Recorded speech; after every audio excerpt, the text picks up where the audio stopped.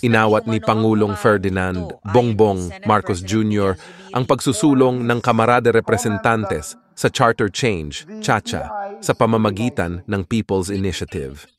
Ayon kay Senate President Juan Miguel Zubiri, nangangamba si Pangulong Marcos na magkawatak-watak ang mga Pilipino. Kaya inatasan na lamang niya ang Senado na siyang manguna sa pagretoke ng economic provision ng 1987 Constitution. Ang problema kasi sa aking kaibigan na si Senyor Padilla, he's focused more on the political provisions eh. Pag ganon, magkakagulo talaga dito. Hindi tayo uusad kasi kung change of government agad, wala na talagang pag-uusapan dito. Sabi ng Senate President, dalawang beses niyang nakausap si Pangulong Marcos hinggil sa isinusulong na People's Initiative ng mga kongresista.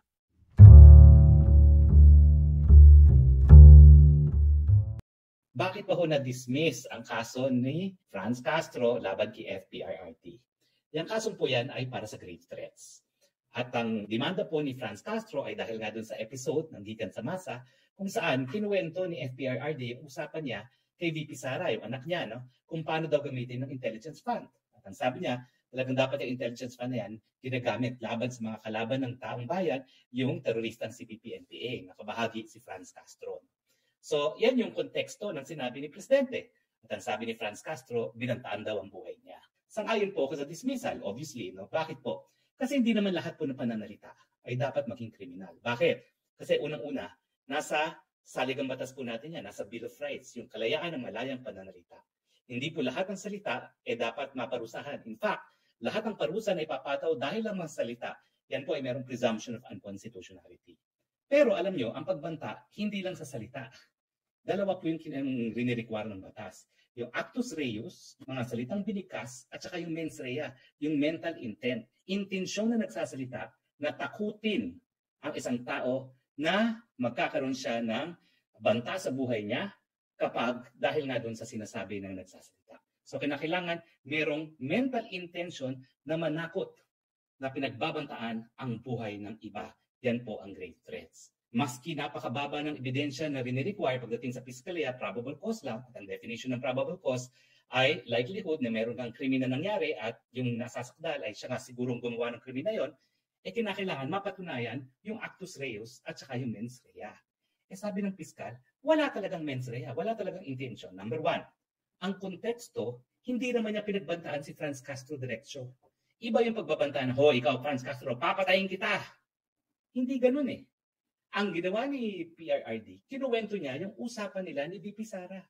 Nang advice niya kay VP Sara, dapat gamitin ang intelligence fund hindi lang para sa ROTC, kundi para labanan ng mga teroristang CPP-NPA.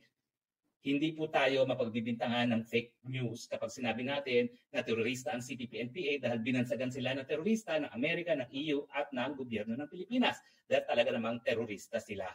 Sila po ay pumapatay without due process of law. Pinapatay nila yung sarili nilang mga kakampi na tumitiwalag, pinapatay nila mga pobreng mga sundalo na mahihirap, sila po ay nag-execute ng walang dumadaan sa hukuman, sila po ay nangingikil ng revolutionary taxes, sila po ay sapilitang, ginagawa mandirigma ang kabataan at ang mga katutubo. Lahat po yan ay pinagbabawal ng batas o mayroon pag nilabanan, pero lahat po yan ay ginagawa ng NPA kasama na yung paggamit ng landmines na pinagbabawal din dun sa Ottawa Convention na pinaglabi ni Princess Diana. Pangalawa, ang sabi ng piskal, paano magkakaroon ng intensyon na manakot na babantaan ang buhay ni Franz Castro? Kung papanoorin mo yung buong Gikan sa Masa ng programa na yan, ang daming jokes ni Presidente. Tama ba yun na magbabanta ka sa buhay ng tao tapos joke ka ng joke? So parang sabi ng piskal, wala talaga yung mental intention na bantaan at bigyan ng banta ang buhay ni Franz Castro doon sa telecast niya sa Gikan sa Masa. Pero bagamat hindi binanggil ng piskal yan, syempre po, no? Ang salita alone, kung walang clear and present danger na magresulta nga sa banta ng buhay ni Franz Castro, hindi dapat pinapatawan ng parusa dahil yan po ay garansyado ng ating saligang batas. Di gumanti rin siya. Pwede naman siya magsalita laban din kay Presidente Duterte. Huwag lang niya babantaan. In the same way na hindi naman nagbanta ang Presidente dahil kwento nga kung ano ang naging advice niya kay VP Sara. So tingin ko po, tamang desisyon. Bakit ba kung nagkakaroon ng preliminary investigation? Kasi kung isasampayan, miski wala namang sapat na ebidensya dahil ang elemento ng grave threats ay hindi naman napatunayan, masasayang lang ang panahon, ang resources ng gobyerno sa paglilitis ng kasong yan. At syempre, sa panig naman ng naakusado, abay, sayang din ang oras niya, sayang din ang pera niya sa pagdidepensa sa wala namang saysay na demanda. So, naging desisyon ng piskal ay tama. Walang saysay ang demanda mo, Franz Castro. Bokya. Bokya. Palpak ang iyong demanda. Gaya ng napakadami ng mga demanda sinasampa. Alam niyo kung bakit palagi nadidismisa ng kaliwa? Kasi sa kanilang isipan, basta file lang sila ng file, wala silang pakialam kung manalo matalo. Kasi ang gusto lang nila, propaganda.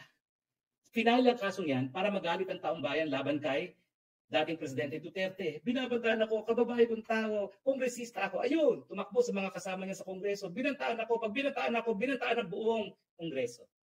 Ito namang speaker, dahil nga galit na sa Duterte, dahil nagsalita si Presidente Duterte, sige nga, mag-accounting tayo, at maraming tinatagong kongreso, ayun, pumanig kay Franz Castro. Unprecedented po yan. Ako, naging kongresista rin ako sa 70th Congress. Alam nyo, yung mga kaliwang yan, hindi tinatanggap sa mayorya, hindi tinatanggap sa minority. So meron silang independent block dahil sinusuka sila abay dito. Dito sa kongreso, kung saan speaker si Martin Romualdez, bidang-bidang mga kaliwa. Nagkaroon sila ng strategic alliance. O ano nangyari ngayon? Di ba, winawakwakan sila ngayon ng kaliwa. Pagdating naman dito sa PI, sa pirma, yan ang inyong mga kaalyado. Alliance for convenience. Basta convenient sila, makikipag-alliance. Pag hindi na, sasaksakin ka rin sa likod. Kaya nga, speaker, huwag ka magtitiwala dyan sa kaliwang yan. Wala yan. Walang mga paninindigan yan. Ang gusto lang nila talaga, i-terrorize ang buong bayan para sumunod sa kanila dahil ang gusto nila, paligiran ng mga syudad. At hanggang ngayon, naniniwala sila na mabubuwag nilang gobyerno pag pinaligiran nila ang mga syudad. Nakulaos na po yan. Pagamat malaki utang na loob ng bansang China kay Mao Zedong, yung sinasabi ni Mao Zedong na revolusyon sa pamamagitan ng pagpapaligid ng mga syudad, hindi na po uso yan dahil ang mga Chino ngayon natatalo pang Amerika sa galing na maging kapitalista. Kaya kayo mga komunistang Pilipino, mga natitira nilang mawi sa buong mundo, kasama ang mga Nepali, hello, naiiwan na kayo ng mga panahon, tama na mga propaganda nyo yan. You cannot go beyond propaganda. Alam nyo, kaya iniwan ko yung kabayan. Sabi ko, bakit ba puro ibagsak, ibagsak? Pag tinanong bakit, hindi sila makasagot. Basta ibagsak. Kulang sa pag-iisip. Puro sloganeering. Kaya akala nila yung sloganeering, yung propaganda, sapat na para maging basehan ng kaso laban kay FPRRD. Well, bokya kayo. Hindi sapat ang propaganda. Hindi sapat ang sloganeering. Dapat ebidensya. Better luck next time. Pero ang napatunayan natin, gumagana ang sistemang legal sa Pilipinas dahilan para dito dapat sa Pilipinas magsampa. Sampa pa kayo uli. Sampa pa more. At tignan natin kung mamimit ninyo ang onus of evidence. Ang nagsasampa po, siyang dapat magprueba na meron man lang probable cause. Unang petisyon ng tatlong mababatas na kumukwestiyon sa constitutionality ng halos 450 billion pesos lamang ang halos 450 billion peso national budget sa petisyong inihain ni Albay Representative Edsel Lagman, Camarines Sur Representative Gabriel Bordado at Basilan Representative Mujib Hataman. Nais nilang pigilan ang pag-release at implementasyon ng tinatawag nilang excess appropriation sa pambansang budget. Gusto daw ng mga mambabatas na ipawalang bisa ang kinukwestyong pondo. Nauna nang ikinwestiyon ni Senate Minority Leader Coco Pimentel ang umano'y unconstitutional increase na ginawa ng Kongreso. Pero dati nang sinabi ng Budget Department na standby funds lamang ang halos 450 billion peso unprogrammed appropriations. Ito raw ay para matugunan ng gobyerno ang mga hindi inaasahang gastos ngayong 2024. Nilinaw na rin dati ni Senate Finance Committee Chair Sunny Angara na conditional ang pondo at magdedepende doon po sa malilikom ng gobyerno mula sa pangungulekta ng buwis at government revenues. Others na laman ang papeles ng ilan sa mga iniimbestigahang pulis. Na ituloy ang pagsusuri kung meron ngang nawawalang mga files ang regional police offices. Yan ay matapos ibinyag ng National Capital Region Police Office o NCRPO na may mga nawawalang folders na laman ang papeles ng ilan sa mga iniimbestigahang pulis. Pangako ni Acorda, mapaparusahan ang sino mang may kinalaman dito. Dagdag pa niya, nagsasagawa ng internal cleansing ang kapulisan. Kasalukuyan pang iniimbestigahan ng NCRPO ang issue. Definitely, alarming yon. Because if you see part of our focus agenda is integrity enhancement. And kasama siya is cleansing natin and imposing the right penalty. If there are things that affects this number 3 item natin sa 5 focus agenda, we will give special attention to that. And I'm encouraging all other regions to review and check on their system or in their records kung may mga similar incidents.